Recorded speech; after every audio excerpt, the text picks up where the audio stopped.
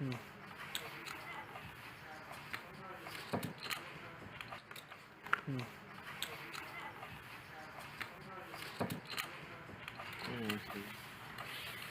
like this game. Sit down game, stand up game. This is king.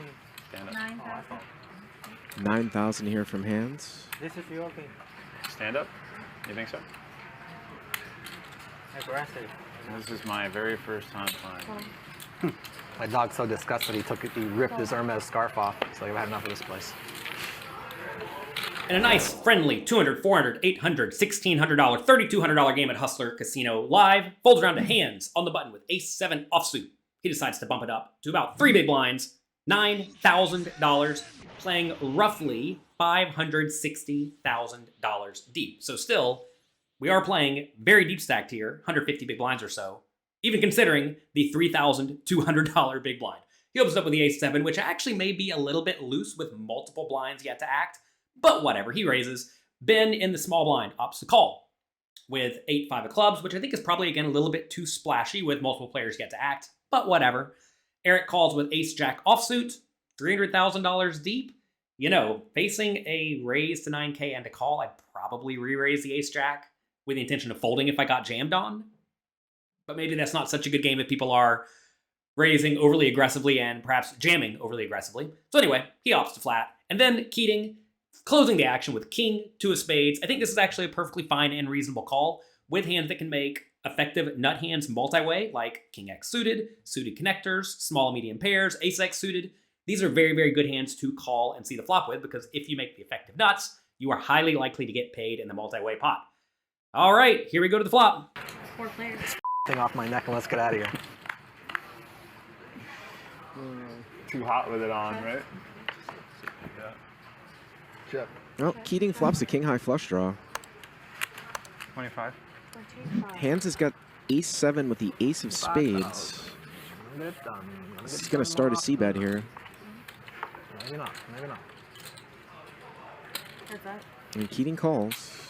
Flop comes 10 of spades, 6 of spades, 5 of spades, checks around 2 hands, and he decides to go for a bluff with the backdoor nut flush draw, the backdoor straight draw, and the overcard, which I actually think is fine. Look, in multi-way pots, you have to be a little bit cautious bluffing, especially if your opponents are going to be calling with all sorts of hands like 10-9 suited, Jack-10 suited, Ace-10 offsuit, 6-5 offsuit, pocket fives, etc. But look, he has a pretty good hand to bluff with because he's going to get a lot of good cards to bet on the turn. Any flush card or any straight card is excellent for him. Now, in this case, it's not going to be so excellent for him because only Alan Keating calls with the King 2 of spades, which is the second flush draw. So a spade is actually particularly bad for hands, but he doesn't know that, and I think it's a fine bet for him. Now, should Alan call or raise? At this stack depth, I think if Alan raises to something like 75,000 or 100,000, there's a chance Handz just rips it in with some of his range, and that would force Alan to fold out his very good draw. So, look, I don't mind raising if you can fold out hands like Ace-7 that actually have you in kind of rough shape, or hands like Ace-King that you're folding out a hand that is dominating you. That said, I like his call, and I would probably be a little bit cautious in this very gigantic pot in general, just because, for all I know, Handz' range is quite strong, even though we do see it's actually not that good this time. So Alan goes for the call. Let's head to the turn. 87,000 here.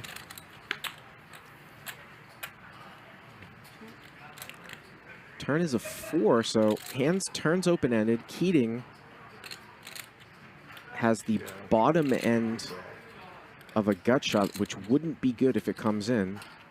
So a little combo draw, but the 3's no good. 70.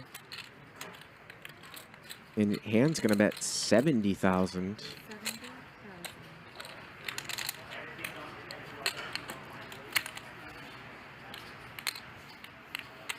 And this pot is getting up there, 227,000. The turn brings the 4 of diamonds, the magical card for Handz. He now has an open-ended straight draw, and he goes for another bet, which I think is good. I love the idea of going for a nice chunky bet in this scenario. If you do get check shoved, you can reasonably fold your kind of weak draw. And this is a spot where I think Handz is probably pretty well protected because he is going to have 8-7 suited in his range for the nuts, and he's also going to have a lot of sets and overpairs in his range. So I think this is an excellent spot to go for a bet. Over to Alan Keating, this is a pretty dicey spot now because notice he does have a gut shot and the king-high flush draw and an overcard. But if he does call, he's actually kind of unlikely to get paid on a lot of rivers, and if he does miss, he's just going to have to check the river and check fold, which is always a bummer. I realize a lot of people aren't trying to rip it in for $500,000 with a draw, but if there ever is a spot to make a big check shove on this extremely dynamic board, it's going to be with decently high equity draws that do not have showdown value, that may actually benefit from getting some better draws to fold, like ace-2 of diamonds, or ace-9 of diamonds, or ace-9 of spades. If Keating can ever get those hands to fold, it is a humongous success, and by check shoving, he's going to be putting Handz' entire range in a pretty rough spot, because obviously Keating can have all the nuts too. So, look, I know it takes a lot of courage to make the big jam in this spot, but I definitely do think shoving is very, very reasonable. But Keating calls. Let's head to the river. And the river's the 7 of spades. So Keating here makes the king-high flush. Keating binks the river. He has the 3rd nuts at this point. What I want to know is that whenever you bink the river in this spot, how do you go about playing this scenario? Do you usually check, looking to check call with the 3rd nuts? Do you check looking to check raise? Do you lead small, playing to call if your opponent jams? Or do you lead with the intention of folding if your opponent jams? Take a second, pause the video, let me know what you would do in the comments section below, and then we'll come back and see what Alan does. Handz has the ace of spades in his hand, the one-liner out there too. And Keating is going to lead. Doesn't want this one to get checked through, it looks like.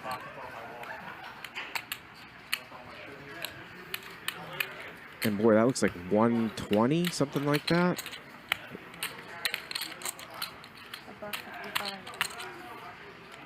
How much? 155,000. 155.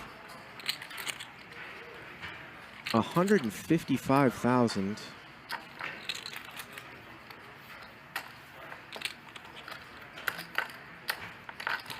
And would Handz ever think about doing something? He's got the ace of spades in his hand. He knows Keating doesn't have the nut flush, but When Keating has a hand that's almost always good, in a scenario where his opponent's going to be highly incentivized to check it back on the river with all of his hands that just got a whole lot worse, such as sets and overpairs, I think this is a very reasonable spot to go for a small lead, because this river actually is very good for Alan's range, even though he is going to be running into the nut flush some portion of the time. Notice there's a 4 straight on the board, right?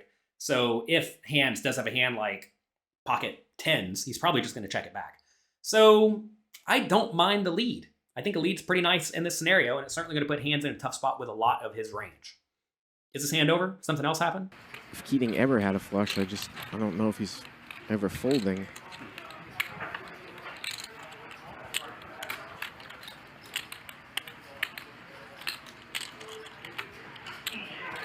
Is that a tower of chocolates or 1Ks? 3. Thanks. 300 more. So Keating has about 309 behind. I'm all in. And he's all in! Handz is gonna pull a bluff raise all in with a stiff ace of spades. After not much thought, Handz makes what I actually think is an easy decision. And he goes all in with the ace high flush blocker. I think this is an excellent play.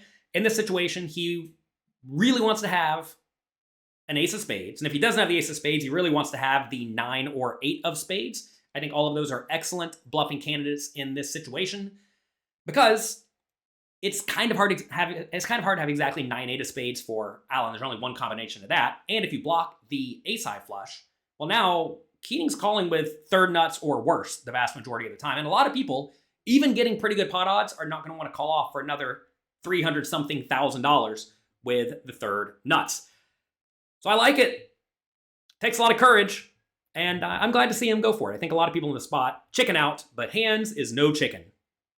Let's see if Alan's the chicken, though.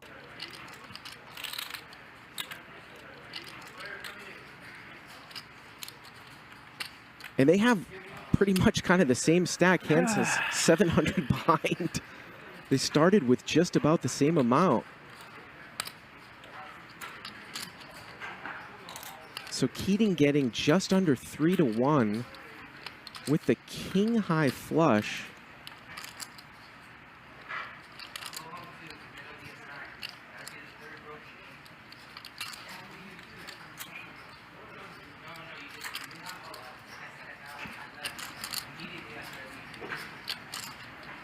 I mean, we've never seen Keating make a fold this big. That's annoying. I should be happy. King high flush Always happy though, against huh? just the naked ace of spades. It's 326 to call. 847 for 326.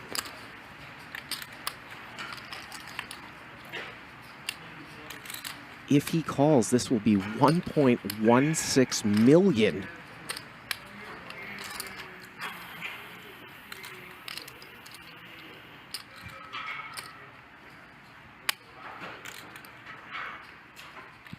And he calls! Good. He makes the call. $1.2 million in real money. That's the biggest pot we have ever had on this show. You've all seen enough Alan Keating hands to know that he is not a chicken. He realizes this is one of the best hands he can have, and when you have one of the best hands you can have, you gotta say call. Sometimes you lose a $1.2 million pot, but sometimes, like this time, you win. And that is how Alan Keating won one of the biggest pots ever played. That's gonna be it for today. If you want to see another one of the biggest pots ever played on Hustler Casino Live, we have a link to that somewhere around here. I don't know. Mr. Editor is going to put it somewhere around here. So make sure you go and check that out. Huge thanks to Hustler Casino Live for letting us use this footage.